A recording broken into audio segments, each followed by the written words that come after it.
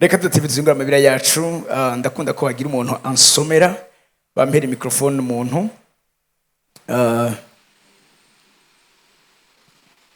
okay urajana nanje bien nsomera Luka igice ca mbere ku murongo wa 8 Luka igice ca mbere ku murongo wa 8 haravuga ngo nyamwana arakura agwiza inkomezi z'umutima aba mu bugaragwa kugeza umunsi yerekewe kwa Abisirayeli ko Abisirayeli. Abaroma 8 niryo jambo ry'urufatiro mufise uno mwaka. Abaroma 8 uransomera uhereye ku murongo wa 17. ariko ko turi abana bayo turabaragwa b'Imana turabaraganwa na Kristo namba tubabazanywa nawe ngo tubone guhanwa ubwiza nawe. 18 niyumvira yuko imibabaro y'iki gihe idakwiye kugereranywa n'ubwiza tuzohishurirwa kuko ivyaremwe vyiteze uguhishurirwa kw'abana b'Imana biguhahamiye cyane. komeza. kuko ivyaremwe vyagezwe kuganzwa n'ibitagira ikimazi kandi sivyo vyavyigombeye ariko vyagizwe niyageze ko biganzwa bityo kugira ngo vyizigire yuko navyo bizocungurwa ngo ntibibe ibija vyo kubora bizohabwa ukwidegemvya gufatana n'ubwiza bw'abana b'Imana. kuko tuzi yuko ivyaremwe byose binihira hamwe bikaramukirwa hamwe kugeza n'ubu. Abikorinto ba 2:11 uransomera ku murongo wa 21 ndaza kuguhagarika. haravuga ngo mbivuganye isoni bisa naho tweho twabagizemwo intege nke ariko ikintu cose gitera umuntu gushira amanga mbivugishijwe n'ubupfu nanje kirabintera. komeza. mbega bo n'Abaheburayo nanje ndiwe n'Abisirayeli nanje ndiwe n'uruvyaro rwa Aburahamu nanje ndigo n'abakozi ba Kristo mvuga nk'umusazi ndabarusha mu butame ndabarusha gushirwa mu mabohero ndabarusha mu gukubitwa kurenza urugero kenshi nari mwirinde ry'urupfu. Abayuda ibihe 5 bankubise ibimoko 39 ibihe 3 nakubiswe ingage igihe kimwe natewe amabuye ibihe 3 ubwato bwaramenekanye naraye mwidamba nirigwaho nari mu rugendo kenshi mwirinde ry'inzuzi mwirinde ry'abambuzi mwirinde ry'ubwoko bwacu mwirinde ry'abanyamahanga mwirinde ryo mu bisagara mwirinde ryo mu bugaragwa mwirinde ryo mu kiyaga mwirinde ryo mu bigira bene data mu butame no mu bucumukure ndara amaso kenshi ngira inzara n'inyota mara ubusa kenshi nicwa n'imbeho nambara ubusa kandi ntarinze kuvuga ibindi nk'ikinza ko uko bukeye n'umwitwarariko w'amashengero yose. Ikinza ko uko bukeye n'umwitwarariko w'amashengero yose. Next.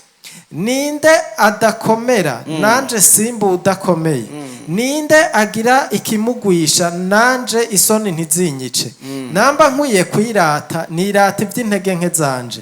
Imana y'umwami Yesu niyo se ishimwe ibihe bidashira irazi ko ntabesha.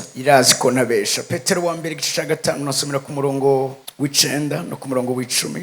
mumugwanye mufise ukwizera gushikamye muzi yuko imibabaro ihwanye ni yanyu ishitswa kuri bene data bari mw'isi kandi igira ubuntu bwose yabahamagariye ubwiza bwayo budashira muri Kristo.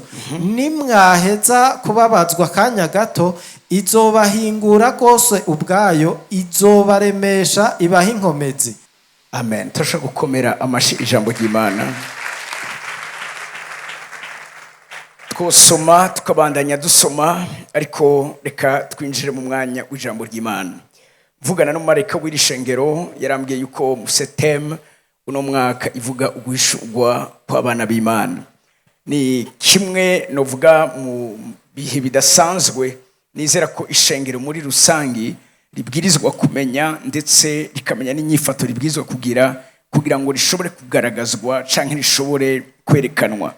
Ndagiye kuvuga intambuko zidutuma dushobora guhishurwa canke zidutuma dushobora kugaragazwa. Tuko turavuga guhishurwa ni ikintu kiba gisanzwe gihari mugabo gihishijwe, ni ikintu kiba kitariko kiraboneka mugabo citegurirwa canke gitegurirwa kuzokwerekanwa mu gihe kanaka. Ndiko ndavuga ivyo wumve neza yuko ivyo Imana ikeneye guhishura mu buzima bw'iwabo canke uburyo Imana ikeneye kuguhishuramwo suko ari ibintu Imana igiye kurema, ariko n'ibintu bisanzwe bihari mugabo Imana yabaye irahisha akanya gatoya kugira ngo mu gihe gikwiriye izoheze iguhishure, izoheze ikugaragaze. Mugabo candagiye no kuvuga mu buryo novuga nk'umwe novuga afise ico ashobora kuba azi, si vyinshi mugabo muri bike fise nifuza ko dusangira mu bijanye n'igikunze gukubita kenshi hasi abana b'Imana kikababuza kugaragazwa canke kikababuza guhishurwa. Biraryoshe cyane Apotre Dieudonne tuko turavuga ko tugiye guhishurwa, biraryoshe cyane tuko turavuga ingene tugiye kuzana ubutabazi, biraryoshe cyane tuvuga ko tugiye kuganza ku misozi itandukanye, biraryoshe cyane kungene novuga tuvuga ingene tugiye kuzivya iminwa y'intare n'intambwe, kugara no kuzimya ubukari bw'imiriro n'ibindi. Mugabo kandi hariho processus, hariho urugendo, hari ico bisaba, hari ico bifata, hari ico wewe nanje twitegurira novuga kwerekana no kugaragazwa tubwirizwa kumenya kugira ngo ntitube nk'abandi, kuko benshi barapfuye bafana amasezerano bafise byinshi Imana yavuganye nabo, bafise amasezerano akomeye kandi y'ukuri yotabaye isi, yotabaye ikibano cabo, mugabo abo bantu barapfa, ivyo bintu barabipfana, bituma Miles Monroe aza kuvuga ko ikibanza ca mbere gitunza no muri nosi atari muri bank, atari ahantu kanaka, ariko ari hariya bahamba abantu, kuko benshi bapfanye muri bo ivyo bari bafise vyo gucunguza abandi. Uyu munsi nagiye kuvugira mu mutima w'Imana, cyo gituma shaka umuntu ariko aranyumviriza unyumviriza mu mutima pana mu vyiyumviro, kuko ijambo rigumye mu vyiyumviro ntaco reza ngo rigufashe, ariko ijambo rigira ico rikoreye ubuzima bw'iwawe ni ijambo nivyo rishobora guca mu vyiyumviro nka transit, ariko rikabandanya muri destination yaryo ariho mu mutima. Ijambo riri mu mutwe rizo kugira umunyedini, mugabo ijambo ryashitse mu mutima iryo niryo jambo rizo gukoramwo igikoresho ijuru gitegura gukoresha mu gihe gisa nk'iki.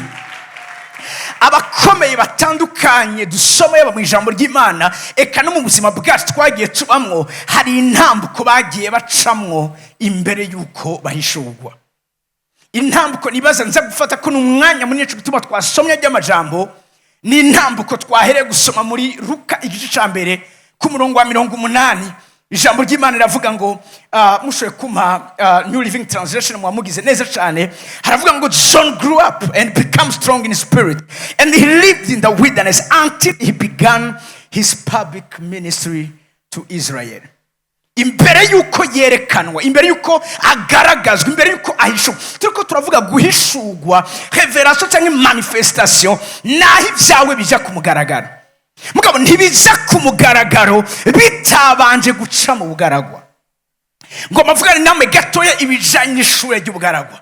Ngo mavugane namwe ibijanye n'intambwe ikomeye cyane izokugira uzotuma Imana yikubita kugikiriza ikavuga mu Kinindo ndafise naka, ku Musaga ndafise naka, i Bujumbura ndafise naka. Ndakunda ukungere Imana yirata kuri Satani, yirata ku mugabo yitwa Yobu. Satani akarabwira Imana ati namye mu Kinindo ndiko ndagenda, Imana amaza wabonye umusavyi wanje Yobu anyubaha muri vyose, wabonye umusavyi wanje. Ingene Imana yabivuga ibinezerewe cyane, kuko Yobu cyari icitegerezo, Yobu yari ishimwe mu mutima w'Imana. Icoma muri 2025 muri karanyumviriza n'abariko baradukurikana ku mbuga zitandukanye, ukaba ivyishimo vy'Imana muri 2025. Wa undi Imana yirata, wa undi Imana yishimiriza, wa undi Imana irengana bandi bose ikazi kamutuma urutoke ikavuga ati wabonye naka. Ndakunda ingene Satani yishura Imana, aravuga ati none Yobu yereka kuguhimbara gute, yoreka kuguheza ubero gute. Haravuga ngo wamwubakiye uruzitiro, umubaka uruzitiro n'umuryango wiwe n'ivyo atunze vyose. Mu Congereza bakoresha ngo wamuri kuraza ukamuzitirira. bivuga ngo yamusize ahantu, ariko ibyo ntibyapfuye gukoreka gutyo nyene. Yobu hari icyo yakoze cyatuma Imana yama iza kumwubakira uruzitiro, ku buryo Satani amubona mugabo ntashobore kumushikira. Hari abantu badatsindwa atari kubera ko bagwanye, hari abantu badatsindwa kubera icyo bakoze gituma bazitirirwa uza kubagerageza ataronka amenera. Iryo sengesho ryanje kuri kino gicaniro, waramuzitira, muri kuramuzitirira, wazitiriye ubuzima bwiwiwe, uzitira umuryango we, uzitirira n'ibyo atunze. Ariko Yobu afise impamvu yo kukubaha, kuko sindamushikira hari, sindonka aho nca kugira ngo ndamugerageze. Naho yaje kumugerageza ni Imana yamuhaye faveur. Mugabe ikibazo namangira niki uyu munsi muri kino gihe caje, Satani agiraniye pahi bakabetinga n'Imana. Ngira umuntu wandi wawe ati Satani abetinze n'Imana kuvyerekana n'ubuzima bw'iwawe, ese Imana yo kwemera kuriska iyo pahi? Haleluya. Hamwe Satani yovuga ati mpakanya aha yagerageze Yobu hasire izina ry'iwawe, ese Imana yo kwemera yuko Satani aza kugerageza? Haraba Imana yovuga ati manzo mpakanya gatoya. Hari n'abandi Imana avuga ati oya ivyo ntibiri mureka tuvuge ibindi. Mugabo kuri Yobu Imana higeze yezita, sizavuga ati mpakanya ngenda mugerageze. Imana mbwe ntukore ku bugingo bwiwe gusa, ibisigaye genda ukore ibyo ushaka byose. Yobu ndamwizeye, Yobu ndamuzi, Yobu ni jewe namwigishije, Yobu ni jewe namukoze, Yobu ni jewe namukoze mu murimo. Imbere yuko uba ugiye kugaragazwa mu buryo buri public, Imana ibanza gukora igikogwa mu buryo bw'ibanga. Are niho ubugaragwa buza. Ubugaragwa si bijanye ivyo abantu bariko barabona. Ubugaragwa naho Imana ikujana ahantu ikagusekagura, mbaye wa muririmbyi, in the pressing, in the crushing, Imana ikagukoramwo vina abantu bazonywa bakaryoherwa, ariko ntibipfa kuza gutyo nyene. Hari icyo Imana ibanza gukora muri wewe, hari icyo Imana ibanza gutunganya muri wewe. Nahiza muri Imana tubwira ngo aba mu bugaragwa. Reka tubanze tuvuge ubugaragwa. Nta numwe higeze yerekanwa ataciye mu bugaragwa. Yesu wacu ndiko ndavugira uyu mwanya yabanje guca mu bugaragwa. Ubugaragwa ahamara iminsi 40 n'amajoro 40. Ministeri we yayitanguye asohoza ubugaragwa. Yapfuye kuzura muhemu Imana, muhemu Imana araza aramukenyeza, riko rukavuga amujana mu bugaragwa. Ntushobora kuzokwerekanwa utaraca mu bugaragwa. Ubugaragwa naho Imana nawe muhurira, naho Imana wewe mukorana, naho Imana we muvugana.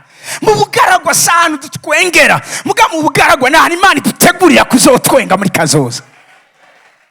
Mu bugaragwa naho Imana ihingurira inkomezi zo mu mutima.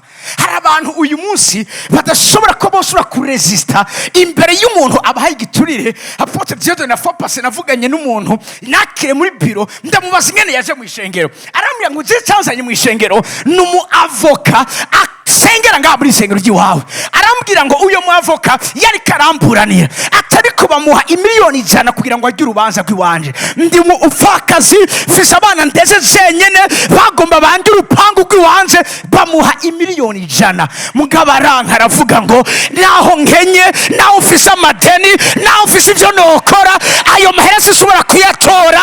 Naramenye Imana uyu n'umuntu yaciye mu bugaragwa. Mu bugaragwa n'ahantu Imana ikuvomamwo irari ry'isi, n'ahantu Imana ikuvomamwo uravyumva vya vifuso vyama biriko birakubita hasi abicwa karabana b'Imana. Mu bugaragwa n'ahantu Imana igukorera. Abahizi ntibava ahandi, bava mu bugaragwa. N'ahantu Imana munyumvirize, umva benshi bapfiriye mu bugaragwa. Murazi n'Abisirayeli benshi bahoneye mu bugaragwa, kuko mu bugaragwa uzohura n'inzoka z'ubumara. Mu bugaragwa hari inzara, mu bugaragwa hari inyota, mu bugaragwa hari yo kugeragezwa mu buryo bwose. Ariko n'umuntu ashoboye gusohoka muri iryo shuri ry'ubugaragwa ashobora kuzogaragazwa, kuko Imana ishobora kugaragaza uwo ari we wese. Murabizi iyo tugiye mu exposition, umuntu aja kugira exposition ikintu atishimiye, ikintu cyose umuntu ajana ku isoko arafata umwanya wo kugerageza icyaza kugurisha cyose, icyaza kwerekana cyose, icyaza guhisturira abantu cyose, ni ikintu azi neza ko icyo kintu kitazomukoza isoni. Nicyo gituma akubwira ati genda ugerageze uzogaruka inyuma y'amezi 6, genda ugerageze uzogaruka inyuma y'umwaka. Iyo baguhaye garanti nini nivuga ko icyo kintu bacishimiye cyane. Mugabo bakubwira ati umvirize, uvuye ngaha ntugaruke kubaza, umenye neza ko ubonye n'ubwabo barabizi neza ko baraguhangitse. Imana ntikeneye mbwira umuntu rero ati Imana ntikeneye guhangika abantu, kuko umvirize iri shure siritwica, iri shure niridukomeza. Ubugaragwa si ubuduhonya, ubugaragwa n'ubutugwiza. Yo nari sikofisemo abantu muri kino kibazo bakamuhamera imeze neza. Imana ntikeneye guhangika abantu, ize kukwerekana uri umuntu atazokwigera agira icyo ayimariye, baca baza guhituka. Imana si kwikora. Nicyo gituma iteza kumakinga sure, nicyo gituma tugiye kubana dusuramo amajambo duhejeje gusoma utahure neza imikorere y'Imana. Tugende gatoya imbere yuko tugaruka ngaha, genda gatoya hajye mu Baroma igice 18 ku murongo wa 14. Ndabisese turayikunda, meme na 18 turayikunda, mugabo dukunda party A ya 17, mugabo ari party tudakunda. Namba tubabazanywa turakunda, ariko ko turabana bima, turabana bayo, turabaragwa ivyo biraryoshe cyane gose. Turabaragwa b'Imana, turabaraganwa na Kristo, ariko ariho condition namba. Aba bana b'Imana bariko baravuga ngaha mumbabarire, sabana b'Imana bo muri Yohana 1:12. Yohana 1:12 n'abana muri rusange, muga abana bariko baravuga ngaha sabana bwana, n'abana batojejwe, n'abana bagejejwe, n'abana bakuze. Aba Yohana 1:12 bakoza muri igirigi gitwa teknon, n'abana mu buryo buri legale. Mugabo abana bariko barakoza ngaha mu Baroma 8:17 sabana mu buryo bwo kuvuka gusa, ariko n'abana mu ijambo ry'igirigi gitwa he was ijambo rivuga ngo umwana kuze, umwana asura guhabwa ama responsibility, wa undi asura kumenya neza icyo Imana ikirakora itakimubwiye. Urazi iyo umwana bavye bumufitiye icizere, uwo mwana bamufata nk'abandi.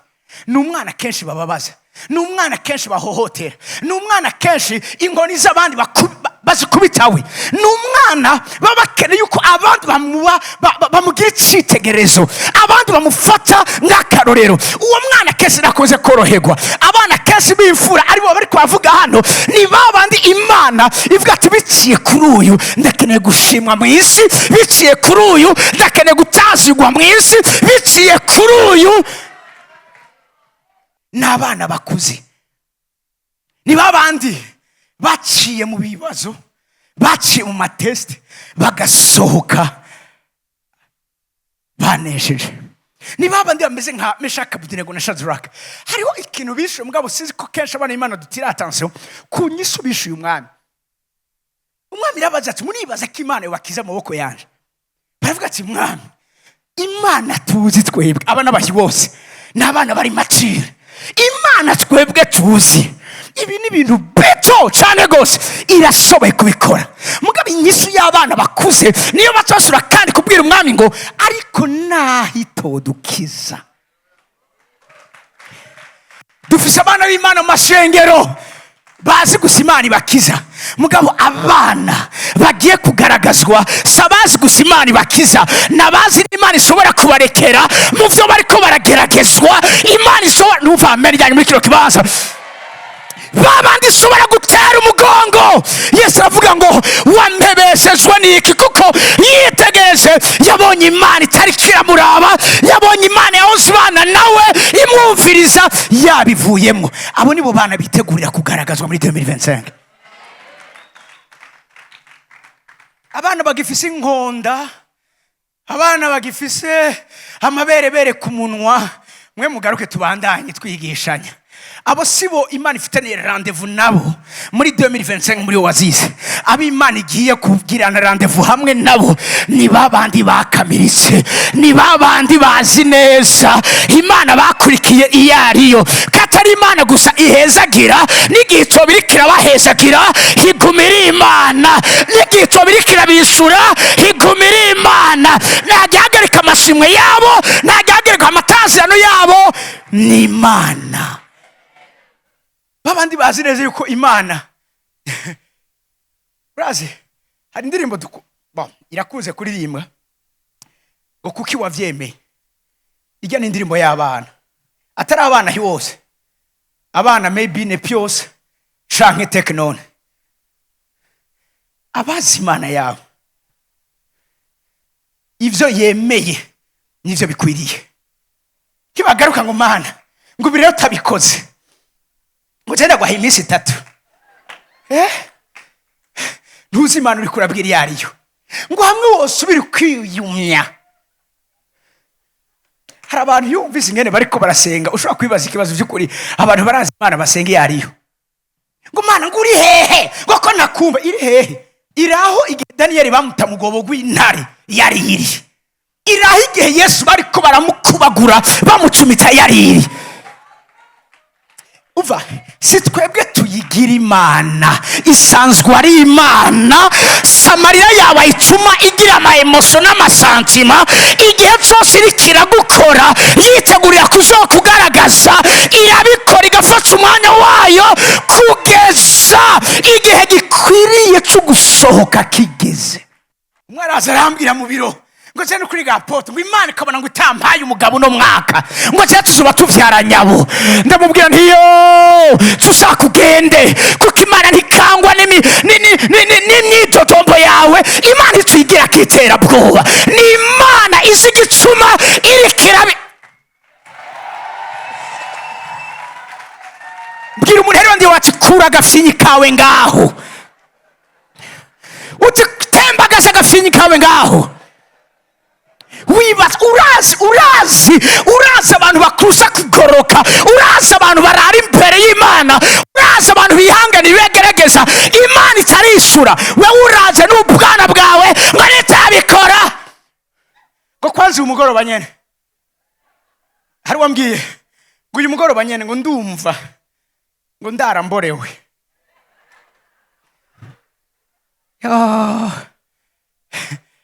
Nivya uravyumva bitusempere mu wentu rakizwa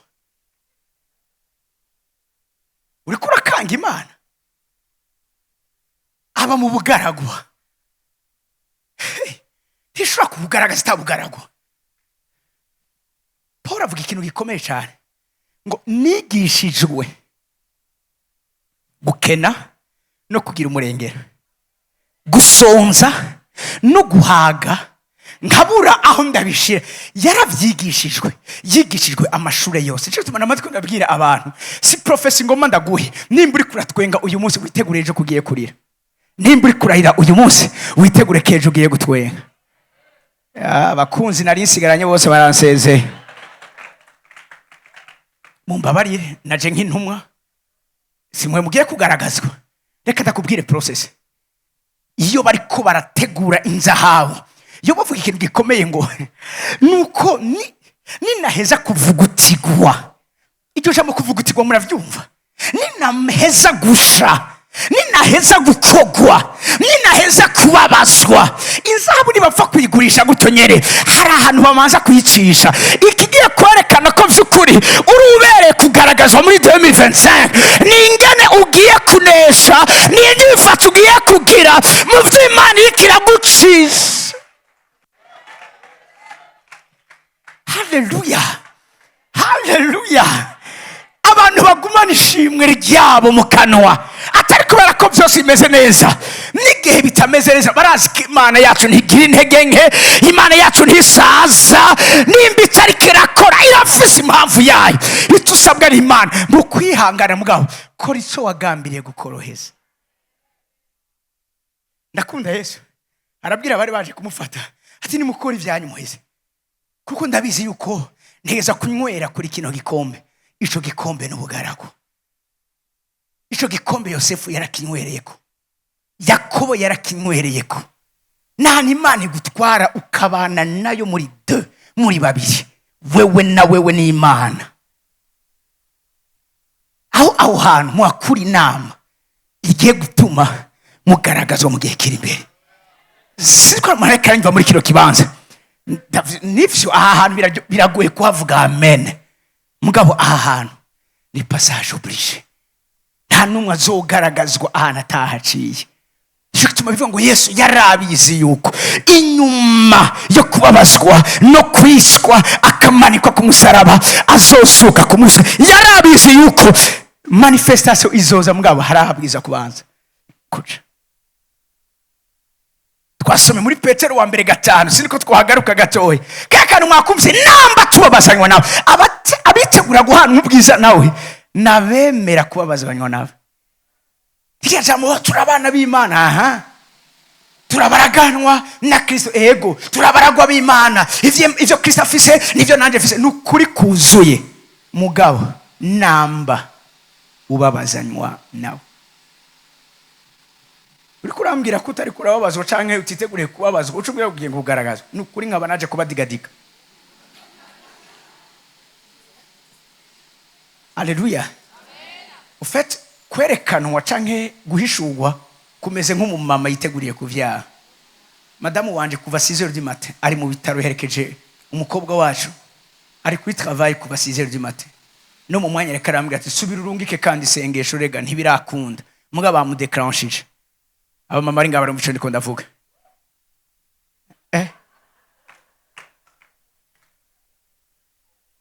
Haleluya. Uwo mwana ntapfa kuza, umwana ikimuzana naho umuvyeyi abanza gucishwa, kuko iyo hageze rusura kwibuka impuzu wambaye, naho utangura kuvuga icongereza ataco wize, igifaransa ataco wize, kugikonje ivyo birakuraba, mugabo harwa nteye igura arambwira ati jewe naratangura kuvuga icongereza ntaco yize, ati ntihabaragira ko mbyara. Tiro icongereza kiba kivuye he? Ni icongereza kivuye mu mubaba. Haleluya. Haleluya. Umuvyeyi yasamaye aho hantu aratakaza icagaciro yari yiteze. Niko natwe bimeze. Asa ahantu ho gufinira, aha n'ahantu ho kuhaca tuzi neza. Urazi kenshi turavuga kwerekanwa, turavuga kugaragazwa, turavuga guhishurwa, mukabona ibaza ko kenshi taramenya neza mbega kubera iki duhishurwa. Kiduhishurwa kubw'inyungu zacu, duhishurwa kubw'inyungu ubwa mbere na mbere y'Imana nabo yaremye. Uwakoze ino mikrofone ndiko ndavugira ko yitwa Shua, iyi mikrofone ko yitwa si wari karayivugira ko, nije ndiko ndayivugira ko.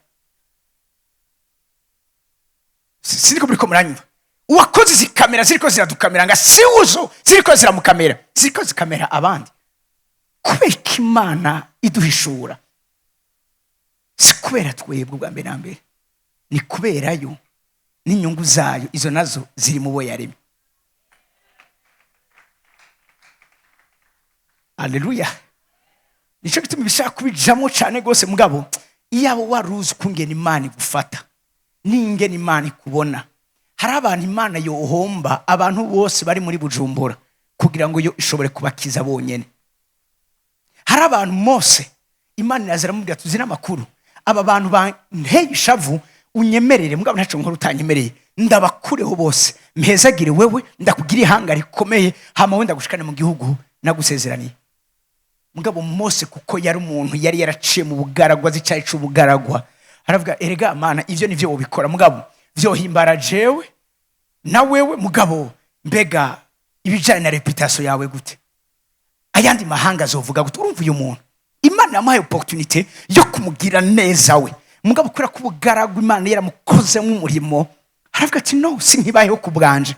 Mwibuka ijambo ry'Imana ngene rivuga Bikono 2:15 itatu mapfira bose, kugira ngo abariho babeho batacinezereza, ariko baho nezereza uwabapfiriye akongera akabazukira. Mose yishura Imana ati enda kubwire Imana nimba ushavuye kuri ugo rugezo nyemerera base wicejeyo, mugabo abantu bareke bashike, kuko ayandi mahanga zo gutwenga avuga ngo Imana yabo yarananiwe kubashika nayo icibicira mu bugaragu. Mose agwanira inyungu z'Imana. abo nibo bantu bagiye guhishurwa, n'abantu bashaka kugwanira inyungu z'Imana, n'abantu ivyabo atacu bibabwiye, ivy'imiryango yabo atacu bibabwiye. Nivyo turakunda imiryango yacu, mugabo n'abantu priority bafise ni Imana. Only God matters. Genda bwiko ino bakabiri ahantu mvumengo no haca ko gatoya twagiye mukozi w'Imana. Aha rero Mana yanje, ubu n'ubugaragwa Paulo yaciyemo imbere kuza kuvuga ibyo twese novuga dushaka kumva kuri chapitre 12. Ndazi umuntu muri Kristo Yesu namba ari mu mubiri atari mu mubiri ntavyo nzi, ariko icyo nzi ni kimwe, nuko yagiye ashika mu ijuru rya gatatu, ashika muri paradiso, yumva ivyo umuntu atoshobora kumva, abona ivy'amaso umuntu atemererwa kubona. Ivyo imbere yuko biza hari ubugaragwa bw'abanje. Reka tubumve gato, ni muri ko muravuga kwerekana no kugaragaza. Reka tubivuge vyose, sivyo? Sivyo?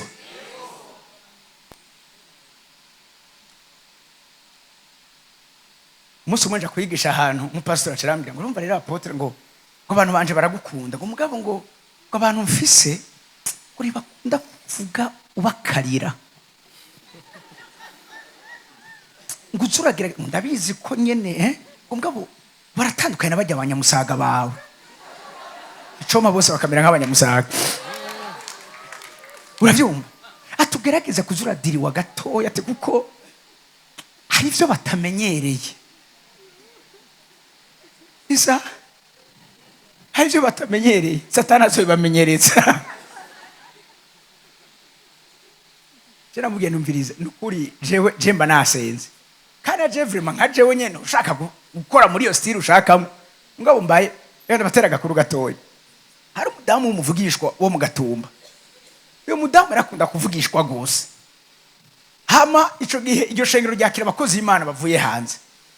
Hanyuma pastor aregera hamwe n'umujanama mukuru, baramwegera wa mudamu aramubwira tumbiriza shama, turabizi n'ukuri ko Imana gukoresha kandi n'ukuri turabishima, ariko uyu munsi dushaka uducishirize mu gatoya, dufise abashitsi bijya bintu byo guhaguruka ngo ukuri ko Imana igize, uyu munsi unyingishe gatoya. Ati kubera kandi kuri umwana mwiza akira n'igitenge twaguteguriye, bamuha wagisi ni wagize ko ayita niko nyene bavyumva nyene, bamuha kiya gitenge ciza. Ati nukuri kubera ko wumviye kandi uza kubidukorera gutyo nyene. Ati wihangana, ati mugabo ukabona bagiye ucuvuga ivy'Imana izoba yakubwiye. Ati mugabo ndagusaba nusubira bibyo bintu horugira, nukuri dufise programme iri special. Baramujaye inama, wa mama nawe ati nukuri namahoro ndagerageza. Mugabo abandi atisha uyu muntu ntituzi kaza ku gushitsa igisezerano. Bacabwira umukuru apotokora tumvirize, wowe munsi ukorera iruhande yiwe, ugume hafi yiwe umucunge, kuko ntiturisubire ko aza kuvyubahiriza. Wowe ubonye atuze uzura mwibuza ati ca gitenge.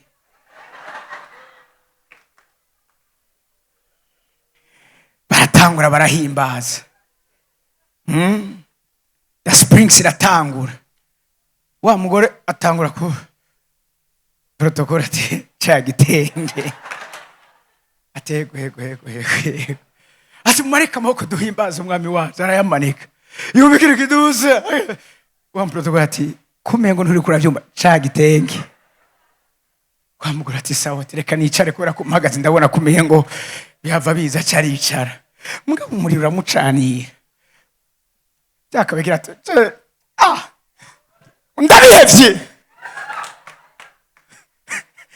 ndabihevye abana atahevye iki, ndabivuyemwo.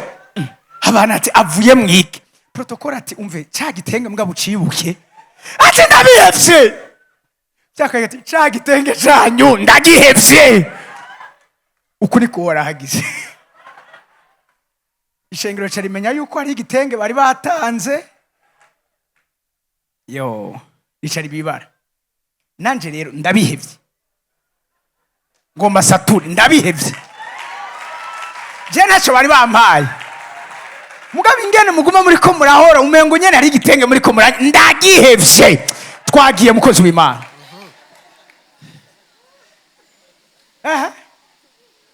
Abikono bakabi 11 somerere ku murongo 21. Haravuga ngo ariko ikintu cose gitera umuntu gushira amanga mbivugishijwe n'ubupfu nanje kirabintera, mbega abo n'abaheburayo nanje ndiwe, n'abisirayeli nanje ndiwe, n'urubyaro rwa Aburahamu nanje ndigo, n'abakozi ba Kristo mvuga nk'umusazi ndabarusha mvuga nk'umusazi.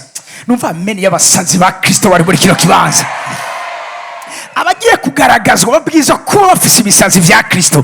Aravuze muri abaheburayo nanje ndiwe, ntugeze gatoya, muri abakozi ba Kristo avuze ngo ndabivuze nk'umusazi. Hari ibintu bizosaba ubusazi, kutiyumvira ibyo bagiye kuvuga, kutiyumvira ibyo bagiye kwiyumvira, kutibaza ico bagiye gukora, icuzura kizi.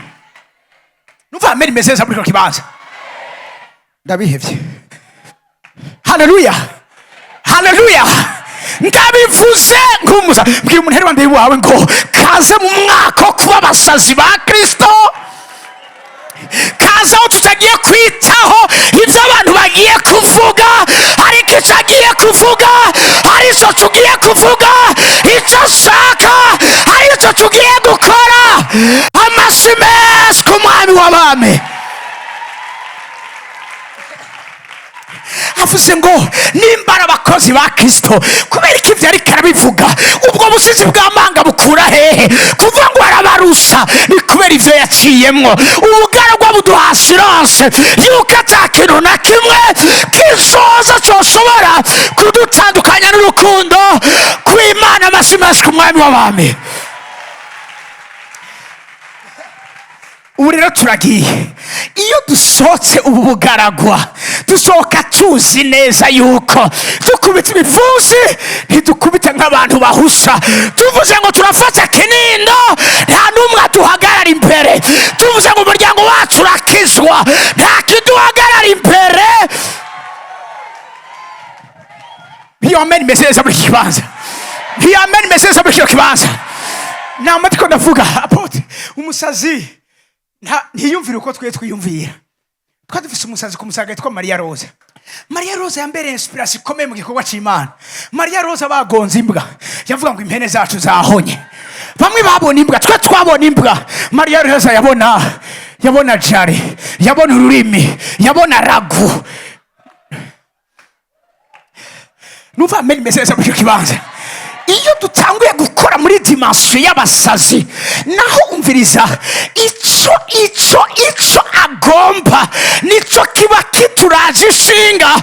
Ntaco kuduhagarika, ntaco kutwugarira, ntaco kuduhagarara imbere.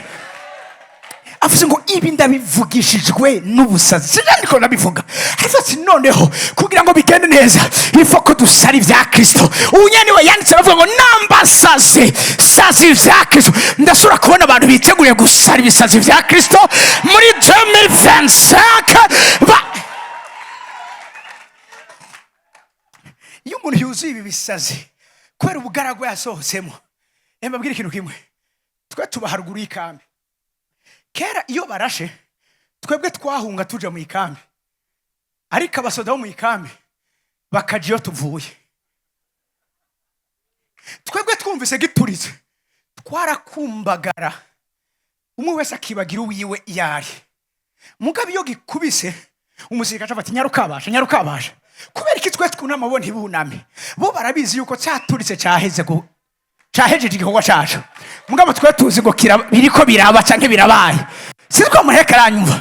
Urusasi rubi twarakumbagara, ariko bazivuza ati bari hafi. Niki kibatera uwo mutima? Niki kibaho ko gusira amanga?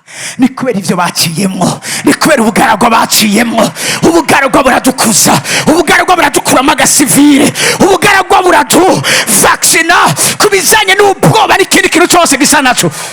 Uva mbere meseza muri kibanza. Bibiri gasibwa ngo biroha mu macumu. Amacumu yaje ntibayahunga Jewe mbonye umwana w'Imana ahunze ibigeragezo, camona katacha Imana ifise muri uwo muntu. Imana ifise iyo bije barabizi neza ko ivyo niyo ngazi yabo yo kuduga, niyo ngazi yabo yo kuduga, niyo ngazi yabo yo gushika hejuru. Yo numva ameri yanyu muri kino kibanza, numva ameri yanyu muri kino kibanza. Kuko ijambo ry'Imana irambwira mu Bacamanza 14:14 ngo mu mugi havuye mu ivyo kurya. ibyo kurya byawe ntibiri ku isoko gusa. Ibyo kurya byawe cyane cyane byabahize Imana yiteguriye kugaragaza muri 2025. Imana yabishize mu muryi. Umuryi nibijya bigeragezo, umuryi nikijya kibazo, umuryi nikijya gukehanirwa. Indani harimo ibyo kurya byawe. Mu muryi havuyemwo numva amenye yanyimije kibanza. Ni bande biteguriye guhazwa muri 2025? Abiteguye uko nyene mutaritse ibiganza. Ni kuvuga ngo ubazana ivyo kurya vyanje kubahaza, nuhuje kubajya, nuhuje kubica, nuhuje kubatera guhunga, nuhuje kubatera guseba, nuhuje kubatera kuvugwa. Sisiko abantu bakiri muri kino kibazo bakampamera imeze neza. Muri mu mujyi havuyemo ivyo kurya. Inahe yawe iri mu kibazo cawe, inahe yawe iri ko vyatevye, inahe yawe iri mu gukeranirwa kwawe, inahe yawe iri mu marira yawe. Abavyize nuvameni ya muri kino kibanza. Hallelujah, hallelujah, hallelujah. Igikone cyawe kiryoshe sintahe ni nyuma y'ubugaragwa bwawe ugiye gusohokamwo. Igikone cyawe kidasanzwe ugiye kuzoremesha ni nyuma y'ivyo uri kurabamwo. Iyo mbimenya simbanara, iyo mbimenya simbanarari. Iyo ubimenya ntiwari kuvuga amajambo wavuze, ntiwari kwidodoma uko widodomvye, ntiwari gucura intimba uko wabikoze, kuko ni mu mujyi wawe harimo ivyo kurya vy'iwawe. Guhishurwa kwawe biri mu mujyi, uduzwa kwawe biri mu mujyi, amavuta yawe mashasha ari mu mujyi. Haleluya, haleluya. Yo, umva mu Munyenkomezi havuyemo ibisoza imisi 3 bananiwe kugisobanura. Mbabwire ikikugira mukuru nuko ushobora kumenya ibyo abandi batazi, nuko ushobora kugira hishurirwa abandi badafise, nuko umenya ibiri bwira mu mutima w'Imana. Ivyo navyo ntituvyigira kuri plage, ivyo biri mu bugarago, ivyo biri mu mujyi. Numva abantu bagiye gukunda umuryi mu buzima bwawe, kuko bazi neza umuryi ntashoboye kukurya. Nta bushobozi afise bwo kukurya, ahubwo umuryi ni wowe ugiye kumurya afise ivyo. Hallelujah,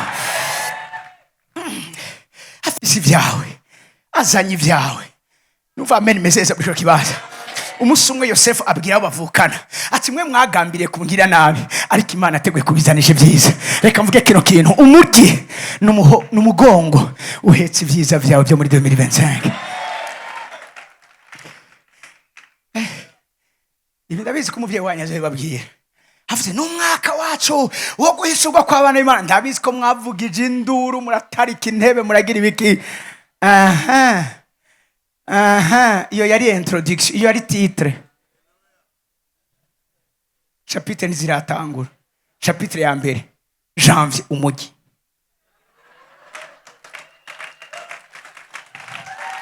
Sous-point, Umunyenkomezi.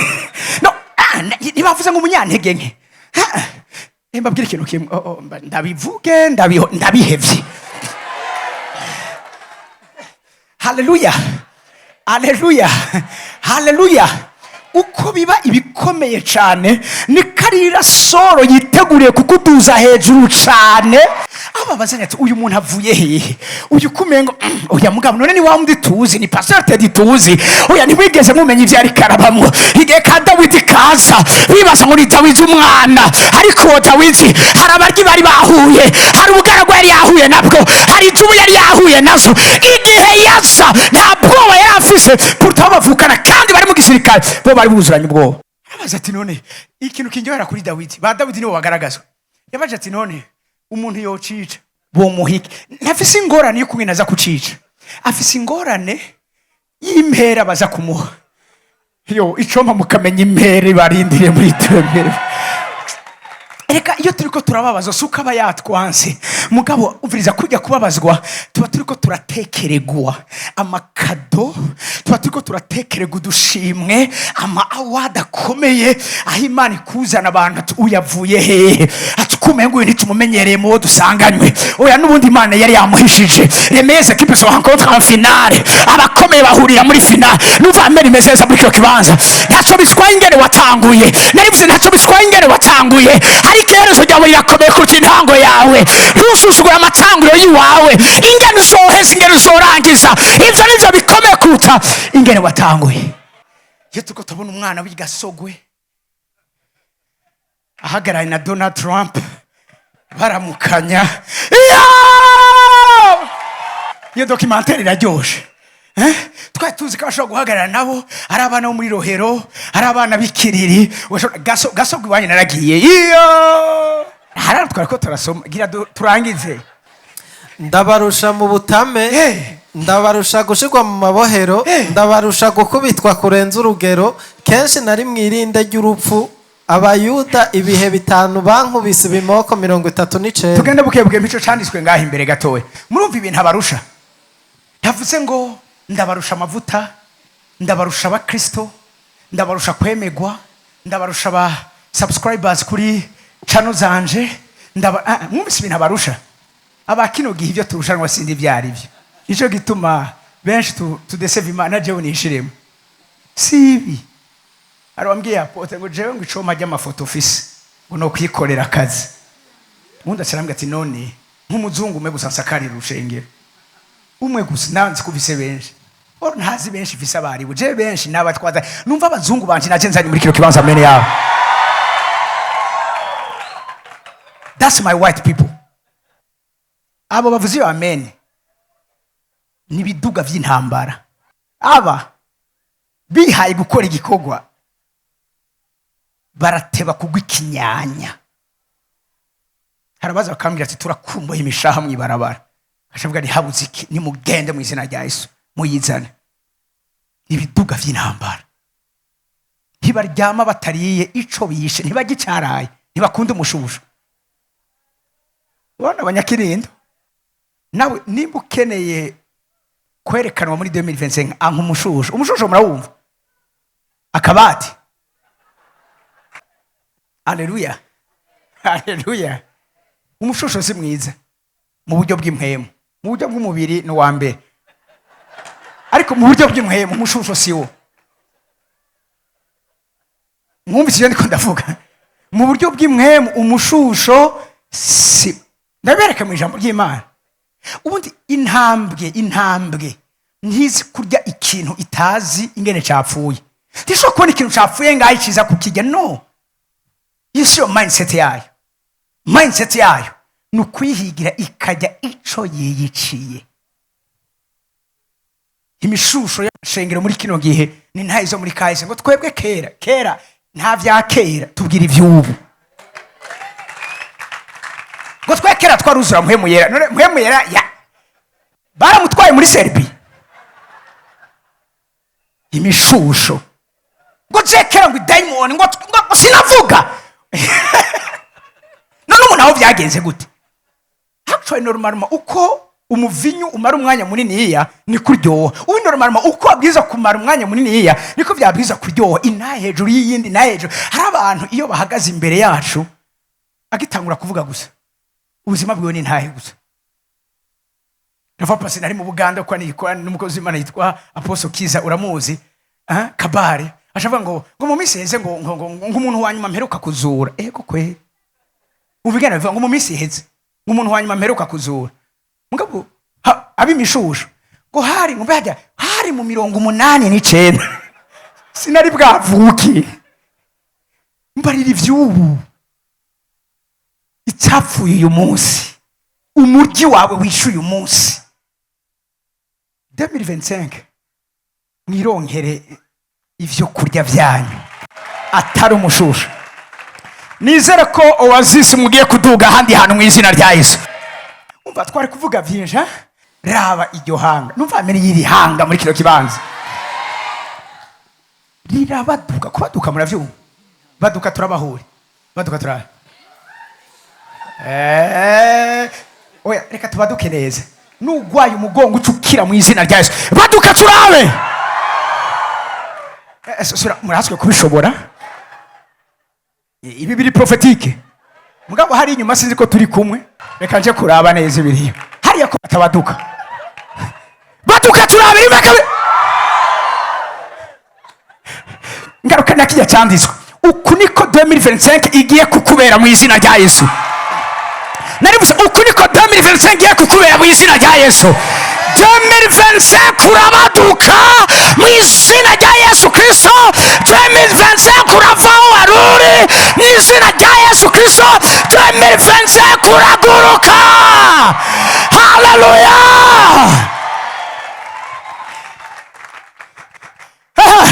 Mwashako kame maturi muri wazisi tubisoma twese tuhabona.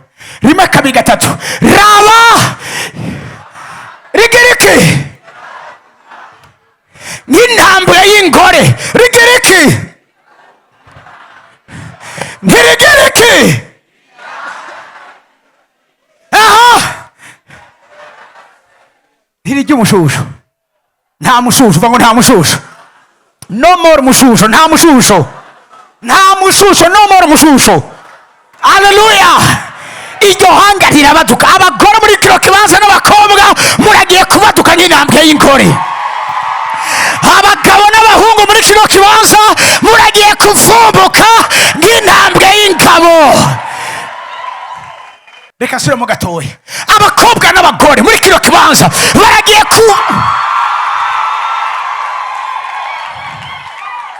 abahungu n'abagabo baragiye kuvumbuka nk'intambwe y'ingabo. Uviriza umuntu ariko aravumbuka abaduka, uyu muntu ariko arakurikiza protokole, umwanya uri kuramujana, umwanya uri kuramusiga, afise vyinshi akora, afise vyinshi akeneye guheza, yategezwa kuryama atariye, ico yishe nico gituma barabaduka bakavumbuka. Haleluya. Hiryama ritariye ico ngarukanira, nta mushusho, ritanyoye amaraso yabicu. Raba ku murongo ukurikira. Aha 25. Yo muce mwihakamo barakabira baramati ari kubavuma, ari kubahezagira fumubireka vyose. Yari yamuhamagaye ngo abavume, mugabo ntibikunda ko 2025 tuvumika. Mu gishingo c'umuvumo numva amen imeze neza. Mu gishingo c'amajambo mabi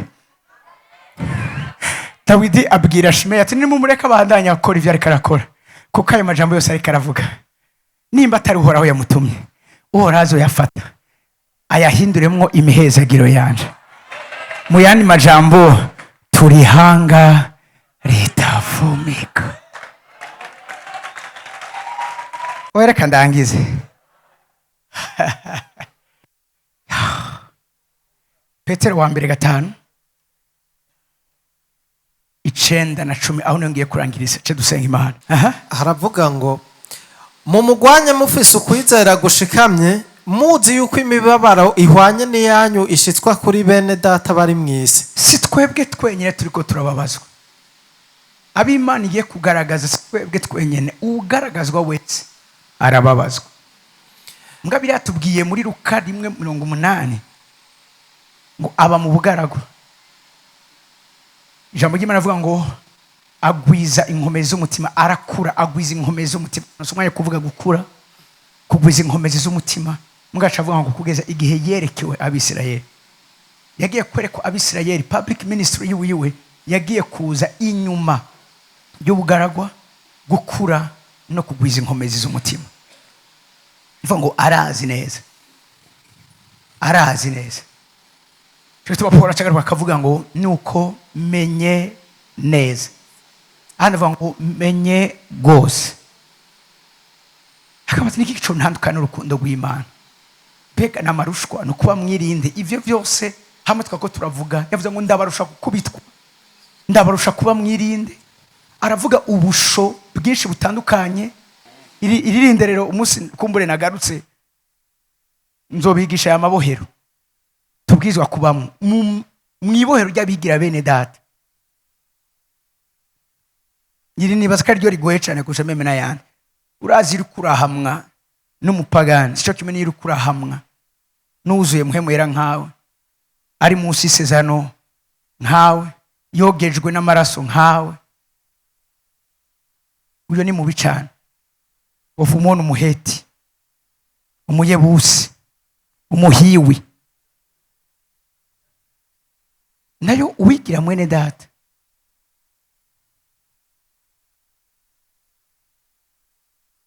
Reka ndangize kuri kino kintu. Nimwe abigira bene data bakora amasengesho y'iminsi indwi kugira ngo mfakare.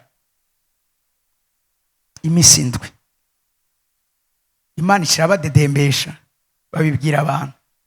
Sinamenye igituma madamu wanje aguma ariko aragwaragurika indwara zasobanutse. Nasenze amasengesho yose kugira nageze hano mfata amasengesho y'iminsi 90. Ntazi ko ndiko ndagwana mwirinde ry'abigira bene data. Nyuma yaho mpejeje Imana irambwira nta kigiye, kuko nanje yari yabinyibaririye. Ndota kabiri turiko turimuka, mbyutse mu gatondo gusenga, nkwemerera ambaza ati kwimuka ntuzi ico bisobanuye. Arambwira kuva mu nzu ni kuva mu mubiri. Arambwira ucumenye ico ukora. Hari iyo wabaye mu bugaragwa ugakura ukagwiza inkomezi z'umutima, Imana irindira sarara mu kukubwira, irakuraba gusijisha ugacumenye ico kubwiye. Ni nk'abasirikare, umukomanda wabo ni simpaka rinda kuvuga, ashaka kukuraba ijisho gusa, cyakamane kuko ugacumenye ico avuze, canke aravye hasi ugacumenye ico avuze. Nkwemerera ambwira turazi ico ukora. Cyandamenye neza yuko nzosenga nkisonzesha kugeza turenganye dusohotse muri iryo rinde ryabigira bene data. Nyuma yaho Imana ishimgira ngo ngeze ku munsi sinavyibuka neza ni Mariya 70, Imana irambwira ndaguhaye intsinzi. Imana ishimgira uze gukora umukoreshe sensene. Twaragenda kwa muganga muri kira tukavayo 5 du matin, fisi bikorane bibiri nza kuyigishamo. Higeze ndyama ndi kwa muganga, hari abashaka kubwira undi muntu undi namate ko ndavuga ikintu apote n'abawe babimenye. Umusirikare w'ukuri agwa ku rugamba. Urumva ngo numvise ngo ntameze neza, nguze kwiyigisha, yigisha ibyo atari yateguye. Genda urabe ingene Imana ikora imirimo ikomeye. Ndanga abantu baba civile mu gikorwa c'Imana. Umuntu mpwemu yari programa yo gusenga, agaca yegezayo, yumvise isosi y'inkoko imose mu gikoni, timpwemu yera ejo tuzobonana. Isosi kakugwisha. None wowe wumva wowe Imana izokwizigiza ibingana gute udashobora kwihangana isosi y'inkoko? Ubundi yapote turi muri jeune mbona yaje ariko arihanagura, ni wewe nibike kumenga uvuye kurya ngo yangu sinari unanyoye wanyoye iki ngo isosi y'inyama. Mbaza ivyo nibyo twavuganye ngo muganga urasi ko turi muri jeune y'ukunywa none turi mu isosi.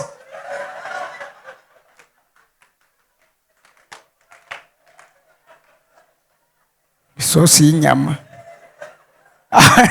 Ayo morso wayumvise urayicira.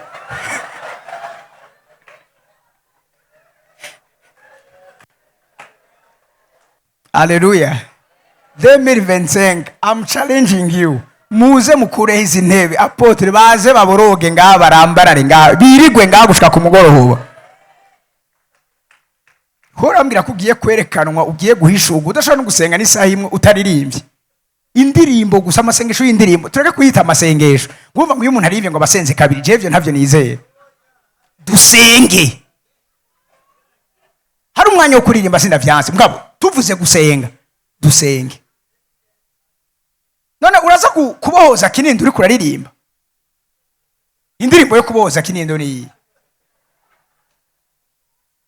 urambwira ko ivyo mu muryango wanyu uza kubivutagura uri kuraririmba. Si 2025 umwaka wo nzogaruke nzobagendera nanje kenshi nze kuraba ivyo nibi. Amasengesho yo mu kinindo ayo muyavemo nakaguru kandi uri mwiza Yesu na ventilateur ngaha. Wewe ifesho. Hallelujah. Oh rabashaka tata. Muze mwakenye ibitenga abamama mwashizemo igitambara mu mutwe, kuko umviriza twitegurira kuvyara. Uravyumva nyene turashimika. Hallelujah. Haleluya. Ibicaniro biri muri Kinindo ntivyoroshe. Aha abahungu b'abanywara umuginga babanse gukizwa, nta kindi kizobahindura ni mwebwe nyene rihi ico kiguzi. Muze abafise umwanya, nta programme amasengesho hari muri eglise, ni muze ngaha. Imana ishimwe, ujya muryango ntimuwugara, ujya ndiko ndabona harya uguma wuguruye, ujya barawugara ariko ujya uguma wuguruye, sivyo? Ntibaza ari byo, ujya uguma wuguruye, uze uje hariya mu ikona hariya uririra Imana, uborogera Imana, Imana uyu mwaka ndakene kugenderera umuryango wanje, ndakene gukiza umuryango wanje. Haleluya. Nayimuze ngo ndahejeje, kandi ndahejeje, nta bintu nsura kuvuga. Service nzogara kuyikora hanyuma duheze hajya kuri twatugeze kuri 9 ima gatoya umurongo w'icumi haravuga ngo kandi Imana hige gatoya hano nyene garuka inyuma gato kuri aho nyene muzi uko imibabaro ihwanye ni yanyu ishitswa ubu n'ubugaragu isa kuri bene data bari mwese. Next this umviriza rero ikigiye kuba outcome, kandi Imana igira ubuntu bwose. Mpera tusha umuntu rero ndamubwiye ngo ni Imana igiye kugira ubuntu bwose muri 2025. Ivyo mutigeze mubona apotre muri Kenza mumaze muragiye kubibona uno mwaka mu izina rya Yesu. Ivyari indoto ku buzima bwanyu mu myaka iheze biragiye gucika ukuri mu izina rya Yesu uno mwaka mwinjiyemo wa 2025. Haleluya. Kandi Imana igira ubuntu bwose. Namatwe ndabwira abantu ntibavuze ubuntu bw'ubwoko bumwe. Iyi 2025 Imana yiteguye kuguhaza ubuntu bw'uburyo butandukanye. Haleluya. Ubuntu bwo kuvuga abantu bakagukunda. Hari umuntu avuga abantu bose bakumva barashishwe, abantu bose bagatangura kwiyumvira gutaha, abantu bose batari bashonje bagatangura gusonza. Urakeneye ubuntu bwo kuvuga abantu bakaryoherwa bagahezerwa. Ubuntu bwo kubegwa, ntukeneye amafaranga menshi. Mugabo naho uja muri za kombore ya komba handi hajya. Ubu buntu buri kuri wewe. Agahuzu ka 380 naga pira ka 500 totale ibihumbi 200 abantu ati hewe oya urambwiriye arrivage. Ubuntu bwo kubegwa. Gakaranga igiharage abantu bakibaza kuri kurakaranga ragu. Ubuntu bwo guteka. Umuntu akagiharage akavuga ati oya none iki giharage ko kitameze nk'ibindi. Ubuntu bw'ama connection. Ingene bandaba abahungu nga urumva jewe umaze muri fiança y'imyaka ndwi tuka ariko mwabishatse mugani ku mufuko ubitegeka hura n'umuntu wawe gisiga cawe carumoye. Ejo ndi kumwe n'umwana wanje nawe nyera mpanze byanse karongora atarambira ngo tari kindi ngo yavrema ngo yantwa ngo umwaka birahera ngo ejo nagiye kuramutsa umuntu ngacambira ngo inkwano ngo nijewe nzoyiguha. None ubwo subuntu abafise inkwano zanyu bazibahe, abafise amakontra yanyu bayabahe. Ihe babantu abafise amapromotion yanyu bayabahe. Mama nimeze neza nakubwire abafise ivyanyu uno mwaka muhure nabo babibaye kuko si gwabo ijuru ryategetse ko babibaha. Mama yanyu muri kino kibanza Imana igira ubuntu bwose. Kaza muri 2025 Imana igiye kubasaza ku buntu bwose kugira murusize gukora ivyiza vyose mufise ibahagije muri vyose. Amasimes duhagurutse ku maguru yacu. Ndagusaba umfatire ikiganza ca mugenzi wawe dusenga isengesho ritoye. Suko Imana yaguhevye, suko Imana yakwirengagije, suko Imana iyobewe ivyawe, suko Imana yakurambiwe canke yaguharaye. Irazi vyose bigize ubuzima bwawe kandi irazi kibereye kugira ngo byose birushirize kuba vyiza. Unamisa amaso yacu isengesho ritoya cane. Bwira Imana uti ngirira ubuntu. ngirira ubuntu bumwizigirwa mu byo ugiye kunshishamo byose, kuko ndazi ko icyo wateguriye ubuzima bwanje n'umwaka nzokibona. Urankunda, uranyitayeho kandi uranze, wifuza kungira ubuntu bwose. Ni wowe gusa nshaka, wowe gusa nifuza. Ibingize byose n'ibindimo byose bishaka wewe, bigomba wewe, ntagufise ntaco mfise. Ico gituma nshaka umfata ukuboko.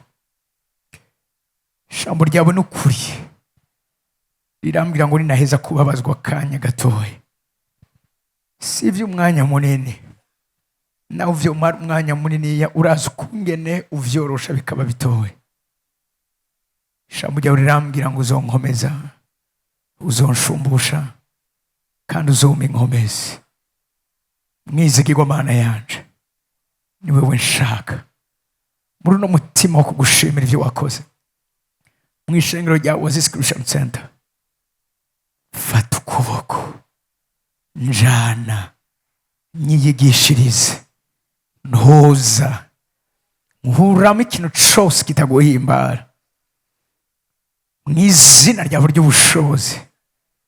Unkoremwo ishimwe ryawe aho ngendera hose, aho mba hose, ngende ngaragaza icubahiro cawe. Uzoba ukoze mwami wanje, ndakwizeye kandi azi neza kuri kumwe nanje gushitsa ibihe byose, mu izina rya Yesu Kristo. Amashyi menshi ku mwami w'abami.